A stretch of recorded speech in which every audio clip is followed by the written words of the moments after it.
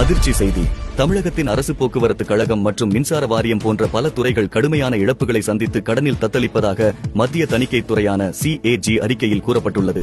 அந்த அறிக்கையின்படி தமிழக போக்குவரத்து கழகத்தின் கடன் 21,980 கோடி ரூபாயாக அதிகரித்துள்ளதாகவும் 2017ஆம் ஆண்டு ரூபாய் 6,467 கோடியாக இருந்த கடன் 3 மடங்காக அதிகரித்துள்ளதாக CAG வெளியிட்ட அறிக்கையில் தெரியவந்துள்ளது. மேலும் கர்நாடகா, கேரளா போக்குவரத்து கழகங்களை விட தமிழக போக்குவரத்து கழகத்திற்கு கூடுதல் செலவு ஏற்படுவதாகவும் அறிக்கையில் குறிப்பிடப்பட்டுள்ளது. அதேபோல் தமிழக மின் உற்பத்தி மற்றும் மின் பகிர்மான கழகமானது கடந்த 2022 மற்றும் 23ஆம் ஆண்டு வரை ரூபாய் 1.62 லட்சம் கோடி திரண்ட நிதி இழப்புடன் இந்தியாவின் 30 மாநிலங்களில் முதல் மாநிலமாக உள்ளது. இந்தியாவில் உள்ள அனைத்து மின்வாரியங்களும் சேர்ந்து 2022 மற்றும் 23ஆம் ஆண்டு வரை மொத்தம் ரூபாய் 6.47 லட்சம் கோடி இழப்பை சந்தித்திருக்கின்றன. அதில் தமிழக மின்சார வாரியத்தின் இழப்பு மட்டும் 25% என்பது குறிப்பிடத்தக்கது.